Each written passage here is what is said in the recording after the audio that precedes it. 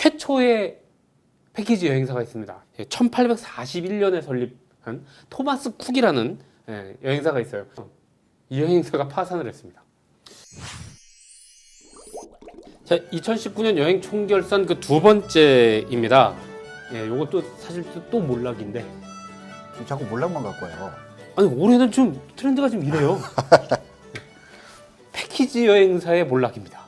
그러니까 패키지 여행사의 몰락이라고 지금 그 한 이유가 뭐냐면 최초의 패키지 여행사가 있습니다. 세계 최초.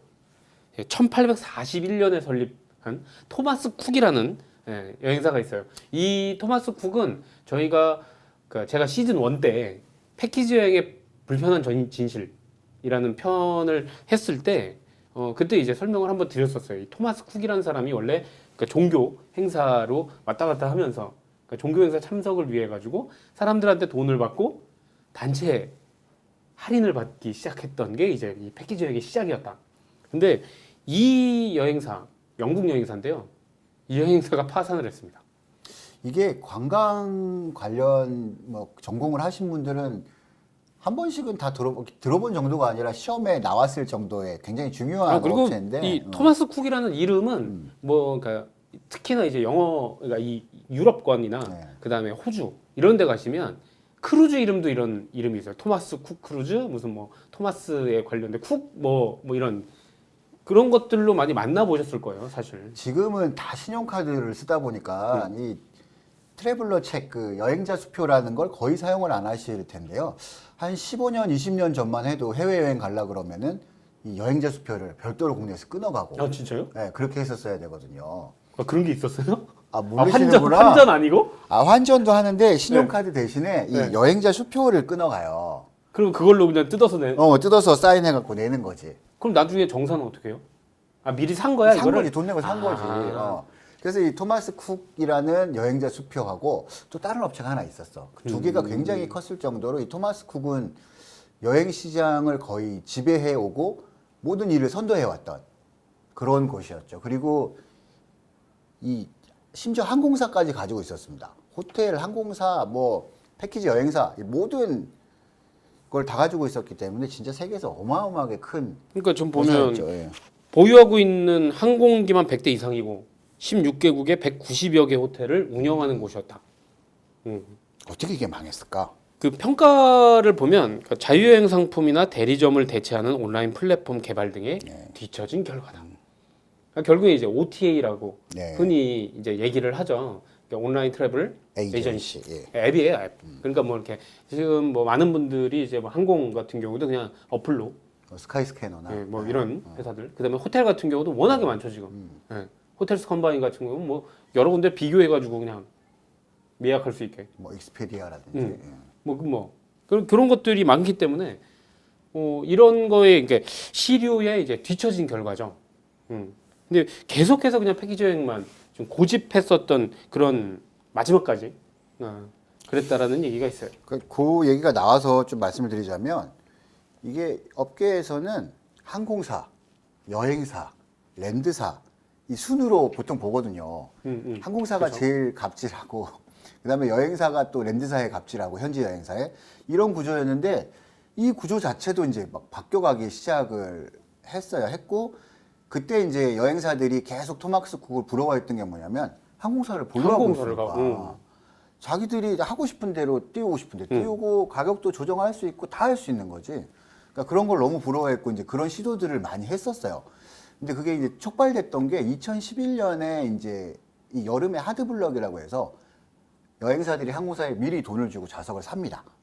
근데 여름 시장은 되게 이제 성수기고 뜨거우니까 항공사에서 그걸 너무 비싸게 파는 거예요. 그리고 하드블럭을 안 하면 일반 좌석을 안 줘요.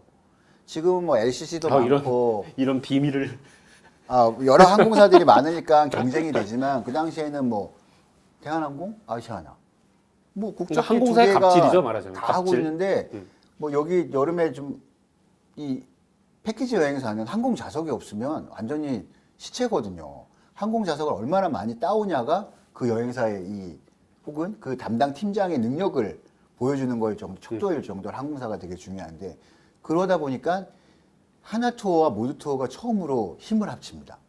이 얘기 또 하면 되게 재밌는데 일단 오늘 간단하게 하나투어 맛보기만. 모노투어가 둘이 엄청나게 1, 2위를 다투면서 경쟁을 하고 있는데 2011년에 처음으로 호텔앤에어라는 회사를 설립을 해요. 하나투어하고 공동으로. 들어본 적 있는 것 같아요. 네. 그러니까 하나투어가 약 300억대 출자를 해갖고 하나투어가 60% 지분, 그다음에 모두투어가 40% 지분을 내고 회사를 설립을 합니다. 그러니까 이 이유가 그 대한항공하고 아시아나의 항공기 하드블록을 이용한 이 좀 갑질이 워낙 심하니까 아 몰라 그럼 우리 외국 항공사들 이런 걸 쫙 끌어가지고 우리가 우리끼리 자석을 한번 해보자. 항공사까지 세우기에는 돈이 많이 부족했으니까 호텔도 마찬가지로 해외 호텔도 우리가 다 계약해가지고 우리가 알아서 좀 팔아보자 라는 취지로 시작을 했었는데 그게 썩 성공적이지는 그러니까 못했죠. 지금 아니 무슨 호텔 어플 순위 뭐 이런 데에도 안 나오잖아요. 안 나오죠.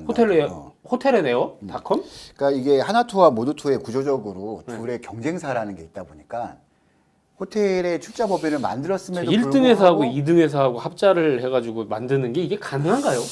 그러니까요. 이게 공정거래위원회에서 성공적이지는 못했던 네. 네, 그랬었습니다. 아니 뭐 항공사 얘기가 나와서 이 얘기를 또 하게 됐네요. 어쨌든 이 그 패키지 여행사의 몰락이라고 제가 이렇게 주제를 뽑아온 이유가 이게 굉장히 큰 사실은 반향의 토마스 쿡이라는 회사가 파산을 했다라는 건. 네. 그리고 나서 여기 인수 작업에 들어갔다라는 게 또 중국 자본이고. 그래가지고 뭐 영국에서는 이게 어떻게 보면 자기네들 영혼 같은. 그래가지고 뭐 이렇게 돈을 모으네 막 뭐 이런 얘기들이 좀 있기는 하더라고요. 근데 그럼에도 불구하고 이게 플랫폼이 바뀌어가는 시장을 따라가지 못하면은 결국은 이 아무리 거대한 공룡 기업이라도 이 살아남을 수 없는 거 한 방에 같습니다. 무너집니다. 네. 여행업계 같은 경우 그리고 또 이게 예약 형태이기 때문에 예약이 많이 들어왔다고 해서 이게 다 가는 게 아니잖아요. 그렇죠, 그렇죠. 네.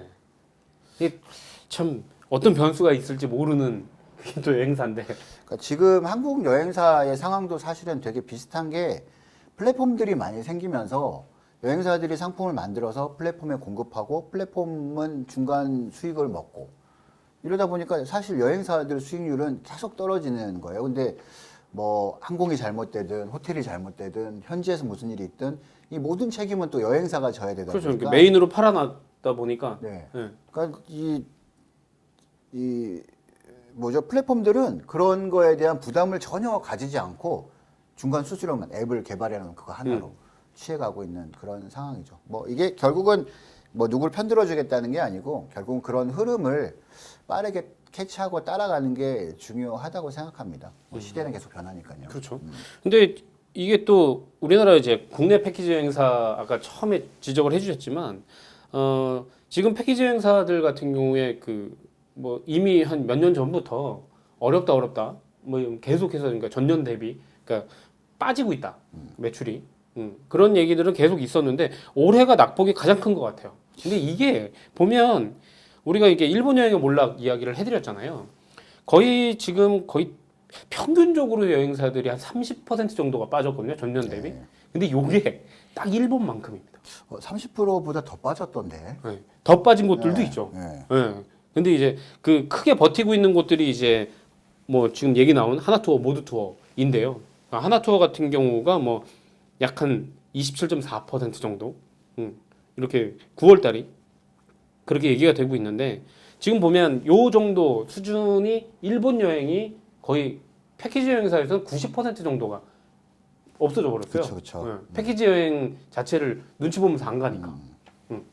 그래서 뭐 팀들도 다 해체되고 해당 팀에 있던 직원들은 뭐 다른 팀으로 발령을 난다든지 뭐 이런 일본 팀은 지금 거의 없어졌죠. 없어졌죠. 예. 네.